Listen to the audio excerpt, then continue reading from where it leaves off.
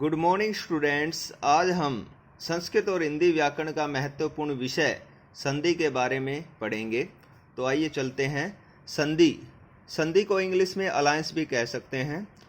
आपने इतिहास में पढ़ा होगा कि अमुक दो राजाओं के बीच संधि हो गई, यानी कि दोनों राजा मिलकर एक हो गए। तो यहाँ पे जो हमारी संधि है वो वर्णों की संधि होगी आपस में। संधि का अर्थ देखें हम पहले। संधि का अर्थ होता है मेल या जोड़, मेल मिलना या जुड़ना।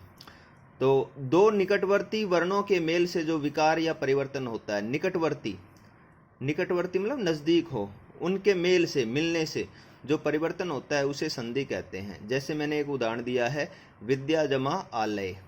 तो विद्या ये पहला पद है और आलय ये दूसरा पद है। पहले पद को हम बोलेंगे पूर्व पद, बाद वाले पद को उत्तर पद।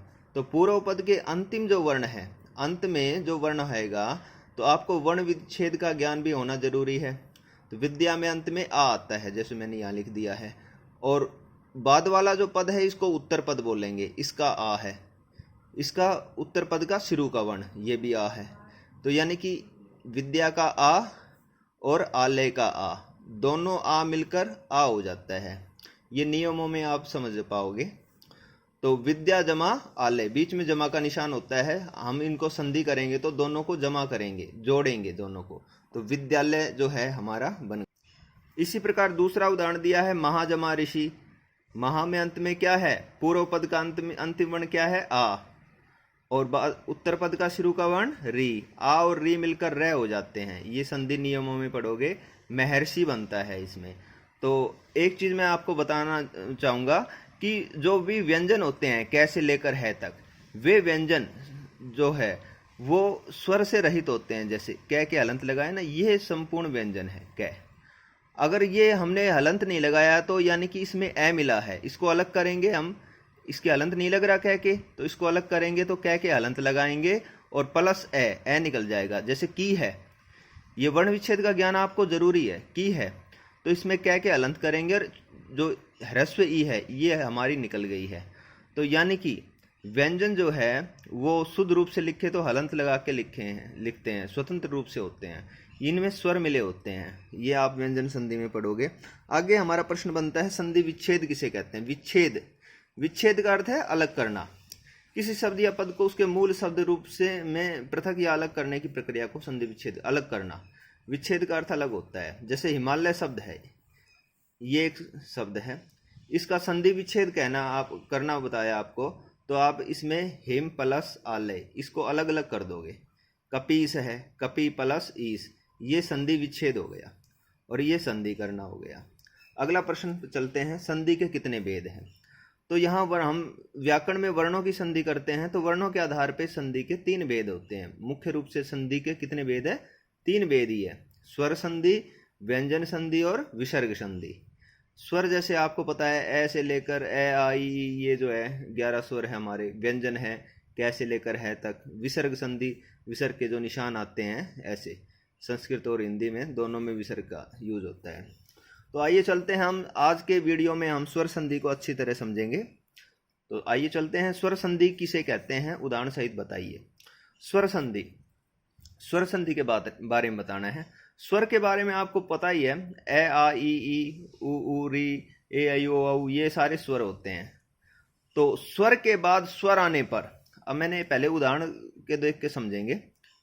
अब जैसे नर, मैंने पहला पद है नर, इसमें अंत में र है, र के हलंत लगा देंगे। र के हलंत लगा करके इसमें से ए निकल जाएगा। ठीक है, तो यानी कि अंत में वर्ण कौन सा निकला, नर में ए, और इसके इधर कौन सा निकला, ई। ठीक है, ए और ई मिलकर ए होते हैं, ये नियम में पढ़ोगे आप।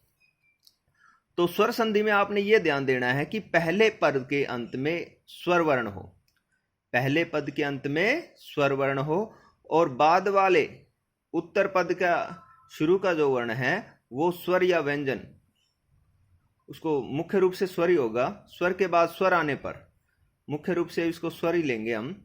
स्वर के बाद स्वर आने पर इन दोनों के मेल से जो परिवर्तन होता है उसे स्वर संधि कहते हैं। स्वर है ए, इधर ई है, इन दोनों के मेल से ए हो गया। तो स्वर के बाद स्वर आने पर उन दोनों के मेल से जो विकार या प्रत्यय हो उसे स्वर संधि कहते हैं। देव जमा आले, इसमें ए है, इधर आ है, ए आ मिलकर आ हो गया। तो ये स्वर संधि का जो परिभाषा थी और मुख्य उदाहरण था। अब स्वर संधि के भेद हम पढ़ेंगे आगे चल के। आइए चलते हैं। स्वर संधि के कितने भेद हैं? प्रश्न। स्वर संधि के 8 भेद है जो निम्न, ये डायग्राम मैंने बना के दिखाया। स्वर संधि के जो मुख्य भेद है, दीर्घ संधि है, गुण संधि, वृद्धि संधि, यण संधि, अयादि संधि, पूर्व रूप संधि, पर रूप संधि और प्रकृति भाव संधि। 8 भेद हो गए। मुख्य भेद जिसमें 5 है। सबसे पहले हम चलते हैं दीर्घ संधि। स्वर संधि के भेद हम कर रहे हैं। सबसे पहला भेद है दीर्घ संधि। दीर्घ का अर्थ होता है बड़ा। दीर्घ का अर्थ क्या होता है? बड़ा। तो अब पहले मैं उदाहरण देता हूं आपको। हिम जमा अल, ये उदाहरण था। हिम में अंत में क्या निकलता है? ए। पूर्व पद के अंत में ए और उत्तर पद के शुरू का आ। ए और आ मिलकर क्या हो जाएंगे? आ। आ क्या है? दीर्घ। ये ए जो है ये ह्रस्व का आ जाता है। ए, इसको ह्रस्व ए और इसको ह्रस्व दीर्घ ए, ऐसे कहा जाता है संस्कृत में। अब आपने बचपन में पढ़ा छोटी ई, बड़ी ई, ये आप गलत उच्चारण आपने इसका किया है। ये छोटी ई बड़ी नहीं बोला जाता। व्याकरणिक रूप से ये जो ई लिखा है जिसको छोटी ई बोलते हैं इसको ह्रस्व ई बोलेंगे, और जो ये बड़ी ई आप बोलते हो इसको दीर्घ ई कहा जाता है। ये ह्रस्व उ, ये दीर्घ उ, ये ह्रस्व ए, ये दीर्घ ए। तो ये व्याकरण रूप से इसका उच्चारण इस प्रकार होता है। आइए चलते हैं। दीर्घ संधि में दीर्घ हो जाता है। ये देखो दीर्घ है, दीर्घ ई, दीर्घ उ, दीर्घ ए। तो आपने देखा दीर्घ संधि की परिभाषा देखेंगे हम पहले। संधि में नियम आप याद रखोगे। कितनी कठिन संधि हो करनी हो, संधि विच्छेद कितनी भी कठिन करनी हो, आप कर सकते हो आसानी से। दीर्घ संधि की परिभाषा है ह्रस्व या दीर्घ ए, ई, उ, री के बाद। ह्रस्व या दीर्घ मतलब ह्रस्व को आप छोटी बोलते हो, दीर्घ को बड़ा बोलते हो। तो ई ह्रस्व हो या दीर्घ हो, उ ह्रस्व हो या दीर्घ उ हो, के बाद वही समान वर्ण आने पर, वही समान, भाई ए के बाद आ आए, ई के बाद ई आए, ये मैटर नहीं है कि इधर दीर्घ ई है उधर ह्रस्व ई है। कोई सी ई किधर भी हो आने पर उन दोनों के स्थान पर दीर्घ वर्ण हो जाता है, उसे दीर्घ संधि कहते हैं। जैसे मैंने एक उदाहरण दिया, गिरी जमाईस। गिरी में अंत में ह्रस्व ई है, रह के हलंत लगा करके ह्रस्व ई निकलेगा। उधर दीर्घ ई है। ई और ई यानी कि दोनों तरफ ई हो गई, तो दोनों ई मिलकर क्या हो जाएगा? दीर्घ ई। गिरीश। ए और आ मिलकर आ, हिमालय। तो ये दीर्घ संधि का उदाहरण था। दीर्घ हो जाता है, दीर्घ का अर्थ है बड़ा। ये नियम आप याद कर लेना। फिर ये उदाहरण दिए हैं। शिव में ए है, अंत में ए और आ मिलकर आ हो गए, इसमें भी ऐसे ही है। कवि जमा इंद्र, इसमें अंत में ई है, इधर ई है, दोनों ई मिलकर ह्रस्व ई मिलकर दीर्घ ई हो गया, दीर्घ होता है इसमें। अब देखो आप, सु जमा उक्ति है। सु में अंत में क्या है? ह्रस्व उ, उधर ह्रस्व उ मिलकर, दोनों उ मिलकर क्या हो गया? दीर्घ उ। मातृ जमा ऋणम है। देखो संस्कृत में री भी 2 तरह के होते हैं। एक ये ह्रस्व ई, ह्रस्व री होता है, और दीर्घ री में एक जो है इस तरह और हो जाता है। तो ये दीर्घ री था और ये ह्रस्व री। तो मातृ, इसमें पेज फट गया, कोई बात नहीं। मातृ में अंत में ह्रस्व ई है, री है, उधर ह्रस्व री, दोनों री मिलकर दीर्घ री होगा, मातृणम। तो दीर्घ संधि आपको समझ आ गई हो गई। अब चलते हैं गुण संधि। गुण संधि में नियम पढ़ेंगे आप। यदि ए या आ के बाद ह्रस्व या दीर्घ ई, उ, री हो तो दोनों के स्थान पर क्रमशः ए, ओ, अर हो जाता है, इसे गुण संधि कहते हैं। अब देखिए, नर के अंत में क्या है? ए। नर पद है जो, इसके अंत में क्या निकलेगा? ए, और इधर क्या है? ई। ए और ई दोनों मिलकर ए हो जाते हैं। देखो नियम में क्या था? ए आ के बाद, ए आ के बाद ह्रस्व या दीर्घ ई, यहां ह्रस्व ई है, यहां अगर दीर्घ ई होता तो भी ए ई होता, समझे? तो इसके बाद ह्रस्व या दीर्घ ई, उ, री हो तो दोनों के स्थान पर क्रमशः ए। दोनों के स्थान पर क्रमशः मतलब नियम से। भाई ई हो परे तो ए, ऊ हो ए आ के बाद ऊ हो तो ओ, और ए आ के बाद री हो तो अर, ये हो जाता है। तो आपने देखा सुर जमा इंद्र, इसमें अंत में ए और ई मिलकर ए हो गया। इसी प्रकार ये और उदाहरण बनेंगे। अब जैसे सूर्य देखो, सूर्य के अंत में ए निकलेगा और उधर क्या है ऊ, ए जमा ऊ बराबर क्या बनेगा सूर्योदय ओ, ए और ऊ मिलकर क्या हो जाएगा ओ। हित जमा हित में ए ऊ मिलकर ओ हो गया। परोपकार महा, इसमें अंत में क्या है आ, और उधर क्या है री, आ और री ये दोनों मिलकर क्या होता है अर हो गया, महर्षि बन गया। तो ये आपके समझ आ गया होगा। अब चलते हैं वृद्धि संधि। वृद्धि संधि में देखो नियम पढ़ेंगे। ए आ के बाद ए आई ओ औ हो तो दोनों के स्थान पर क्रमशः आई औ हो जाता है, इसे वृद्धि संधि कहते हैं। जैसे सदा जमा एव, सदा में अंत में क्या है आ, और इधर क्या है ए, दोनों मिलकर क्या हो गए आई। ठीक है, आई की ऐसे मात्रा होगी, दो मात्राएं। तो नियम क्या था वृद्धि संधि का? वृद्धि बढ़ोतरी होना। यदि ए आ के बाद ए आई ओ औ हो तो ए, यहां आई होता ना तो भी इधर आई होता। ठीक है, तो क्रमशः ए आ के बाद ए आई हो तो आई और ओ औ हो तो औ हो जाता है। तो इस तरह देखा हमने। इसके बाद देखो वन जमा औषधि, वन में अंत में क्या है ए, इधर ओ, ए और ओ मिलकर क्या हो जाएगा औ, वन औषधि। तो वृद्धि संधि आशा है आपके समझ आ गई हो गई। आगे चलते हैं हम यण संधि। जैसे नाम से ही स्पष्ट हो रहा है यण, ये आदि होते हैं इसमें यण संधि।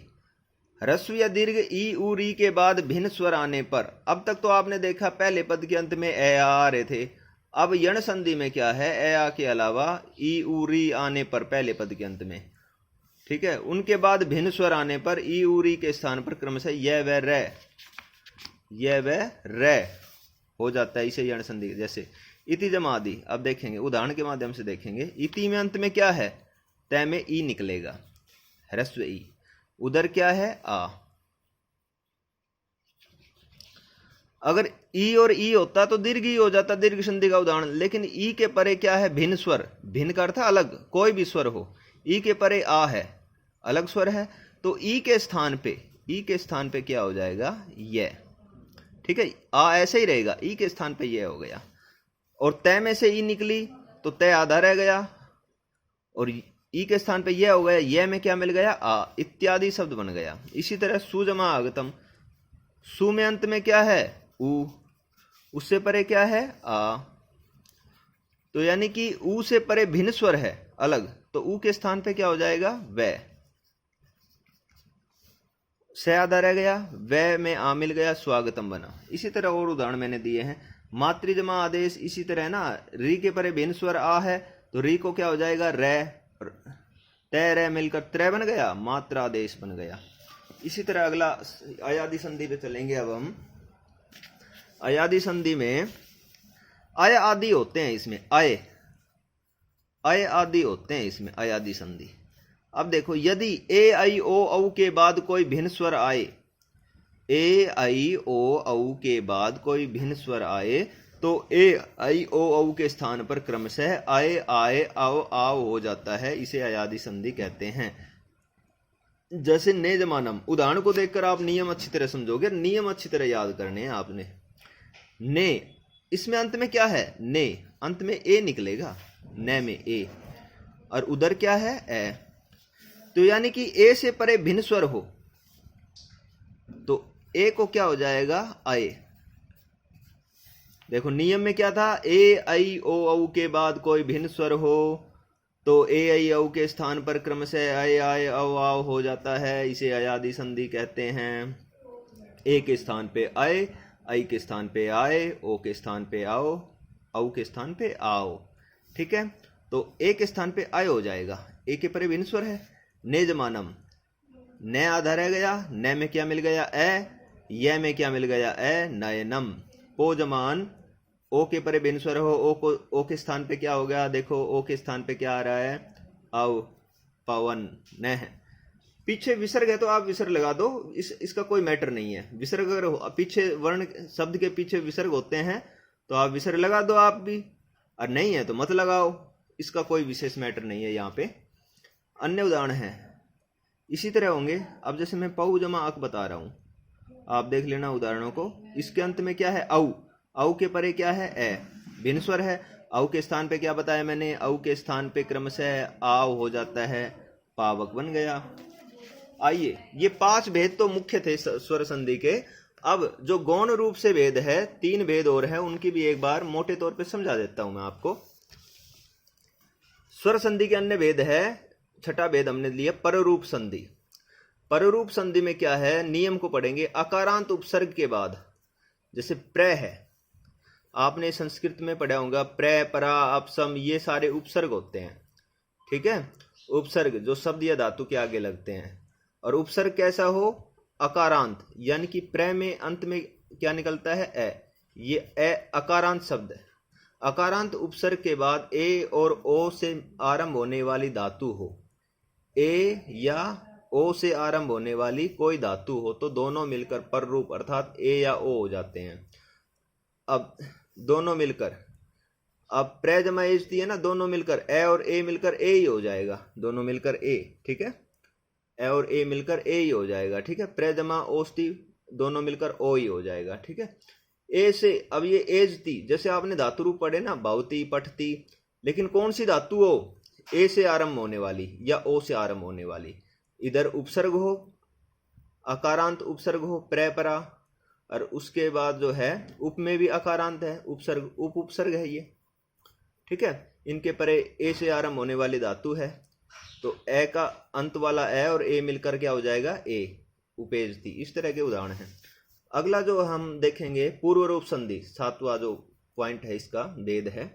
यदि पद के अंत में ए या ओ वर्ण हो और उसके आगे ह्रस्व ए हो, तो ए का लोप हो करके उसके आगे अवग्रह, जो एस का चिन्ह है ना, इसको अवग्रह चिन्ह बोलते हैं, लग जाता है, जैसे के जमा पी।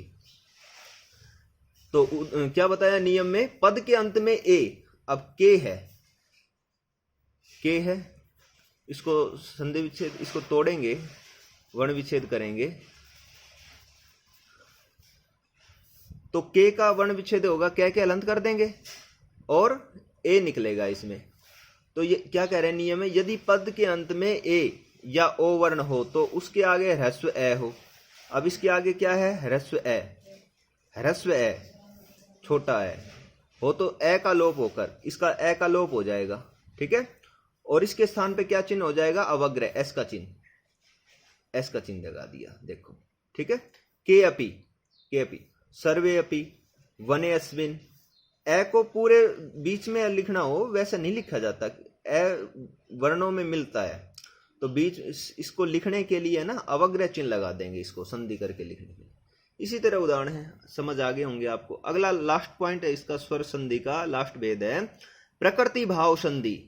प्रकृति भाव शब्द का अर्थ होता है जैसा है वैसा ही रहना, कोई परिवर्तन न होना। जिन द्विवचनांत शब्दों के अंत में, द्विवचनांत शब्द, आपने कवि का रूप, शब्द रूप याद किया होगा, कवि, कवि, कवयः, कवि, कवि, कवयः, ये शब्द रूप याद किया होगा। तो एक वचन, द्विवचन और बहुवचन होता है ना, ये देव है, देवो, देवा, ऐसे ही।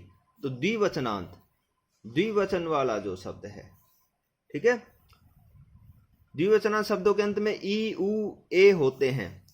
कौन से, और वे भी कैसे हो, जिनके अंत में ई, दीर्घ ई, अंत में दीर्घ ई निकल रही है, देखो, होते हैं। उनके आगे कोई भी स्वर आने पर, उनके आगे कोई भी स्वर हो, भी संधि नहीं होती, वे अपने मूल रूप में बने रहते हैं, मूल रूप में जैसे हैं वैसे ही रहेंगे। अब ये द्विवचनांत शब्द है कवि, और आगे जो है कोई भी स्वर हो, तो कवि जमा आगतऊ, कवि आगतऊ, ये ऐसे ही रहेगा, एज इट इज, इनमें कोई परिवर्तन नहीं होगा। तो उम्मीद है विद्यार्थियों ये स्वर संधि आपको अच्छी तरह समझ आ गई होगी। अगली व्यंजन संधि और विसर्ग संधि अगले वीडियो में देखेंगे, तो वीडियो को लाइक और कमेंट जरूर करें। और सब्सक्राइब करना भी न भूलें, ताकि जो संस्कृत और हिंदी व्याकरण पढ़ने वाले इच्छुक विद्यार्थी हैं उनको इसका फ़ायदा मिले। Thank you very much.